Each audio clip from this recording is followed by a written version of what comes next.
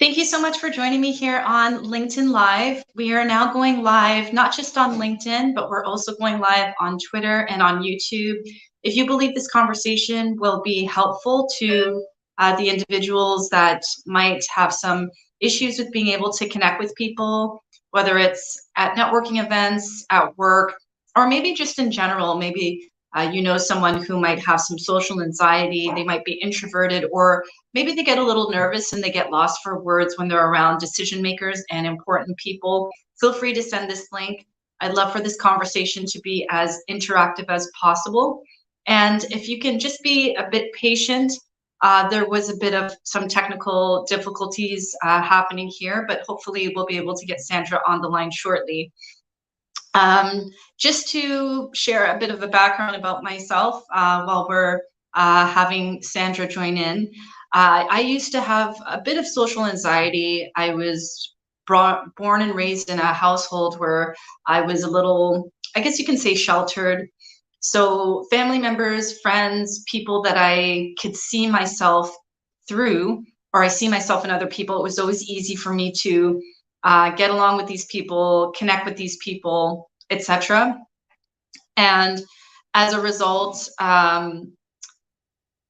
the opposite side of it was always difficult for me to go to networking events, or if somebody would approach me, I would kind of just stick with those people that would approach me. And then if I was able to leave the event, I would leave early, or just in general, if I would be out and someone would ask me about, it doesn't matter, and we were to start talking on a professional matter, sometimes I would kind of feel lost for words or get really nervous and stiff and be unable to really have conversations with people. So I think that this live stream will be very, very helpful, especially in a day and age when after the pandemic, it was difficult for many of us, or I believe that some of the studies, or I see a lot of these posts on social media stating that some people still have social awkwardness because of the pandemic, especially people that have worked remotely, or people that might have been isolated from friends and family during those 2.5/3 long years. It was hard for many people to go out and not necessarily just go to networking events, but really connect with people that they might see as having a little bit more power, a little bit more authority, etc. But I do believe that relationships, whether they're professional, non-professional, but from the work and the business environment, they do make businesses and workplaces what they are, whether they're positive or negative. And people can definitely feel that energy as soon as they walk into a room or into a place of work or business, what kind of environment or what kind of relationships people have, believe it or not. So for all of those people on the line who might be watching and you might not be sure if connecting with people offline is really the best way to go, I think that this conversation today that we're going to have will definitely help you. In addition to that, I do believe that, well, I know that people can close deals and build connections with people remotely or online, especially if you are in two different sides of the planet.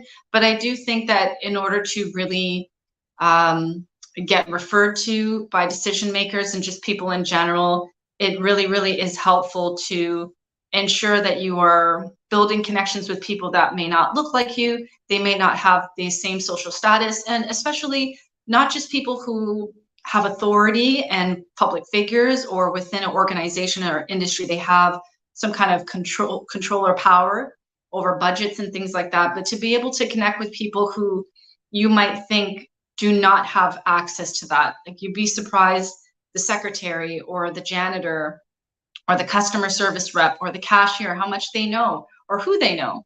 And oftentimes people might not think that those customer facing people outside of sales and business development don't really have any leeway, say, or power to be able to get things done, but you'd really be surprised.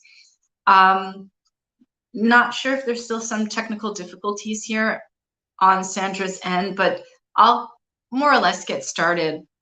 I think the first thing that we can all do, when we're out and about in non-professional and professional settings is really trying to understand that we are all doing our best on the planet. And one of the best ways to really connect with people is to understand what makes them tick, understand what their biggest priorities in life are, or if it's a business or a work related situation, what is their pain, what are their pain points? What are the issues that they are trying to face? Or on the flip side of things, what are their strengths and what are they passionate about? Because once you kind of understand how people operate from a perspective of what they need to fix or what they really love, you are kind of tapping into a mental and emotional space that generally other people that may not know this formula won't be able to tap into, making you stand out from the general public. Hey, Lee, thanks so much for joining. Making you stand out from the general public or stand out as somebody that is dependable. And other things that you can do too, I know you've probably heard this before, is before you meet with someone, if it's a pre-scheduled meetup, it's always a good idea to kind of check their socials, check their website, personal and non-professional, yeah, casual, I guess you can say, and kind of see the things that they like that maybe you've experienced or that you would like to get into. For example, if you take a look at somebody's personal Instagram and they like riding horses, or they travel a lot, or you notice on their location tag they like to go to Mexico or I don't know, the Dominican Republic, and you've been there before, just having those kind of starter conversations before you get into a real opportunity to connect from a professional perspective is a great idea, because this gives the other person and understand and the ability to see themselves through you. So generally, in some, if not most cases, when we go to networking events or we're out and about, and you kind of approach somebody that doesn't know you, it's not a pre-scheduled conversation. Some people might be caught off guard or be on the defense, or kind of quickly try to understand how they can see themselves through you or how they can relate to you. And bringing that relatability into the conversation at first, I think, is a great formula to use. And if you feel like you're nervous in front of, I said before, powerful decision makers, people who run businesses, etc., just remember, sure, your parents or grandmother, you've heard this before, that everyone kind of puts on their right and left shoe the same as everybody else, even if it is different in their own way. But we're all human beings, and I don't necessarily look at people based on their net worth, their income, or what they do for a living, because at the end of the day, in my opinion, everything still goes back to character. We've seen many times over these past few years of powerful people doing things behind closed doors or doing things when they don't think people are watching, that doesn't necessarily match up to their public persona or the way that they portray themselves to be. So I think if you focus more on less of what that person has, their job title, how much they're worth, if they were in Forbes magazine, or if they're a decision maker, and you look at them as, well, I'm just a human being just like them, here to have a quick conversation about something relatable, and see if this could turn into a coffee, or maybe me sending them information so that we can create a beneficial connection, is really probably the best way to more or less describe it or look at it. I think also too, if we also look at, my coach has taught me this, we look at everything as just a conversation. So when you go to a networking event, or maybe you're at a work party and there are vendors and suppliers and third-party companies there, and this is for all my business folks on the line too, rather than having it in your mind that this is an opportunity to network, if you switch it to, this is an opportunity to just have a conversation with somebody who might know something, even if it's just a gem of wisdom that they offer you, versus actually having this thought process that you're under pressure, you have to say the right things, you have to do the right things, react the right way, and then it becomes a little robotic. And if people can't sense that, it might make them feel uncomfortable, and they'll switch and go to someone else to talk to. So if we just look at everything, even difficult conversations, as just a chat, it's just a conversation, not an argument, not how can I get this person to believe that they can give me something. It then becomes a little bit more organic and easy to flow versus a job or a responsibility or a task or a duty that you have to do in order to get ahead in life. So Lee says here, one of the things I do is keep emotions out of business as much as possible. Baby steps approach, it works. Absolutely. I think that's a great idea, because coming to the emotions things and different personalities, sometimes people can come off a certain way to someone like yourself. Maybe someone else might perceive it a different way. So maybe if you're dealing with a decision maker and maybe they're a little bit more aggressive, or they have a very, very hard personality or strong personality, some people might back away from someone like that, or they might get offended and they might interpret their message versus their personality. And so in this particular situation, just thinking to yourself, okay, this is just who this person is. I'm sure they talk to everybody like this. Maybe those choice of words were a little bit abrasive, but I'm going to just take the knowledge and the wisdom and the tips and advice out of this so that I can continue to have this conversation with somebody. That's a great point. And then also too, sometimes I can't speak for all of you, but just recently I was having a quick chat with a member of a company that I'm supporting. And I was really just chatting with this person to get to know how they support the company, the department that I'm helping. And he started getting into this conversation about his mother and all this other kind of stuff. And he started talking about his country and then started asking me about my country. And it was just this really conversation that I didn't expect it to go, but it was because I was just looking at him as, I just looked at it as a chat. I didn't look at it as, oh, this, I have to speak to this person and get something. It was a chat. And then he took it to this personal conversation for 10 minutes. And I felt very surprised by that, but it's probably because my approach was, let me just talk to this man. I'll, give him some acknowledgement that I hear him. I'll ask him questions. I'll let him speak, and everything that I needed, really, he was able to just put it all on the table, because I didn't come with these specific questions, and I didn't really look at it as, I don't know him, he doesn't know me, now I'm going to get nervous. He's been at the company longer. I'm just a consultant here to help this company. I just looked at it as a man who might have some knowledge and some wisdom, and he's going to share that with me. And if I ask the right questions and just talk to him as if I'm talking to my best friend, then he'll probably give me more information than I need, and I don't have to come like all formal and a business suit and ask specific questions. And that's exactly what happened. He gave me a lot of information without me having to say too much. And other ways to network with people really is just go out, go to the grocery store. Actually, go to grocery stores you've never visited. I have a tendency in the summertime to go to different malls that are outside of my neighborhood. And I like to walk slow. When I'm in stores, I like to just take my time and look, and you'd be surprised, the owner will come and start talking to you, or you'll be looking at something and taking your time and you're kind of in the zone, and a customer will come and start talking to you and say, actually in the other corner, there's a different color of that or something similar to that, but it's on sale. And so you'd be surprised just walking in places you've never walked, shopping in places you've never been to in your side of the town, if you have time, in a neighboring town, and just walk slow and take your time and enjoy the moment.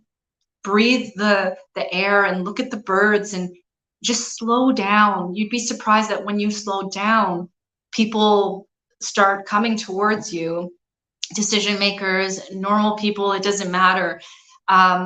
And also be kind to, I know I mentioned it earlier, but be kind to the cashiers, the janitors, the customer facing people. You might go in there thinking, oh, what do they know? Oh, they know a lot.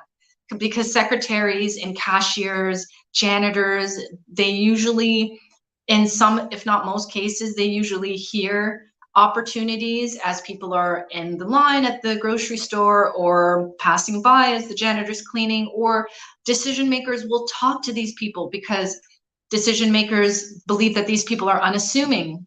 Not saying all of them, but some decision makers will just look at that's just the secretary, and now they're telling the secretary about this competitor or this thing that's happening or this event that's happening. And so never underestimate someone who's customer facing. They usually know a lot more than people who are not.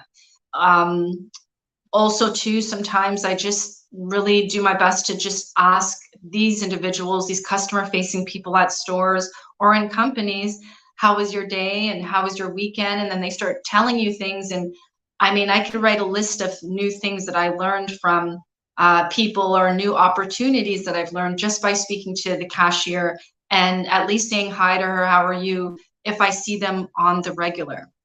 Other things, sorry everyone, I'm not sure if Sandra will be coming in. At any rate, if she is unable to join because of some login difficulties or whatever the case may be, we can always reschedule. What else can I say? I know we just have a couple of minutes left, but if you're one of those people who are very nervous, still concerned about the pandemic and germs and stuff like that, feel free to just let people know, hey, I'm glad we met here at this coffee shop. If you don't mind, I'm just going to sit a little back. I'm a little concerned about, you know, a lot of the stuff about COVID on the news. Don't be afraid to kind of make these statements. I think that if you say it like that versus you're standing far away and you make the person feel as if they have something, just have these little conversations beforehand. And most importantly, I think that relationships are beneficial both ways. It's give and take, receive and give on both ways. And instead of looking at somebody as I'm going to meet with them and grill them and ask them 21 questions in a short span of time, ask yourself, what can you bring to the table? What can you offer them before that short conversation ends? Because I think that when you are around somebody who has a lot to offer and there's an energy or a vibe or the way that you're choosing your words that they have something to offer you and that's all you're there for, some people might not necessarily care, but will they see you again if you've got nothing to offer them? And I mean that in a professional way. I don't mean that in sacrificing your values or doing anything that you feel uncomfortable just to get ahead at work, in school, or in business. But I mean something as simple as maybe you did a little LinkedIn check. You see that they used to go to a certain university, and I don't know, maybe you saw somewhere that that university is having some kind of I don't know, alumni event in a different country, and you ask them about it. Maybe they know, maybe they don't know, and you just put them on to something that could be helpful for them personally or professionally. So always ask yourself, not just what I can get from this person, but what can I offer to this conversation? What can I offer to this individual? Lee writes here, volunteering in the community helps put you in the company of decision makers as well. That's absolutely true, especially for those cancer walks, or if you work at a company and you get an email asking, you know, the first 20 people that send a response to going out in the countryside in your area and planting trees. Even if the weather is hot, just bring some water, bring a portable fan. Try to put yourself in environments you generally wouldn't, because you will be surprised that like-minded people and people who are vibrating on the same level of consciousness and energy will show up at these events, and you just never know what they can offer. And even off-site, as they mentioned, volunteering outside of work, if you just have maybe 2 to 5 hours a week, or on the weekend, you feel like you're bored and you want to have some spice in life and you want to help your community, you'd be surprised how many people on board members and lawyers and doctors and even retired people love to volunteer. And retired people have a lot of time on their hands, and if they really set themselves up financially good, they might know something or know someone or refer you to other volunteering events, but maybe at the country club. So volunteering is another great way to meet decision makers and help your community at the same time while meeting people as well. Let's see here. Great. So we're coming down just to a couple more minutes. Just hope this conversation was helpful. Know that we didn't see Sandra join in, but what I will do is I will touch base with her and see if there's any way that we can reconnect on another day, and I'll make sure to possibly have this same conversation, but from her perspective, another time. Could have been technical difficulties, I'm not sure, but thank you so much, Lee Wright, and everybody else that's watching on the replay or while I'm going here that didn't leave a comment. Again, if you believe that this conversation will be helpful, feel free to share it with family and friends. If you have any ideas for future live streams, feel free to send me a direct message or leave a comment below in this live stream.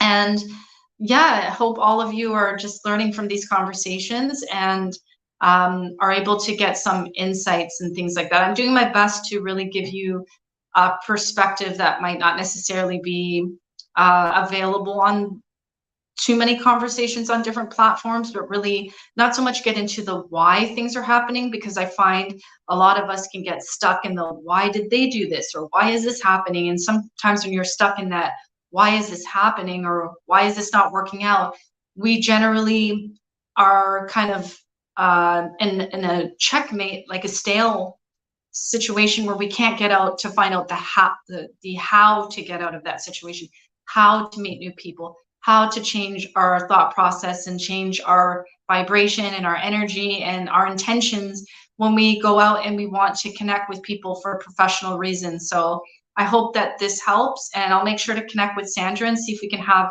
again, this live stream from her perspective at a later date. Happy Sunday, everybody, and thanks for joining. Bye.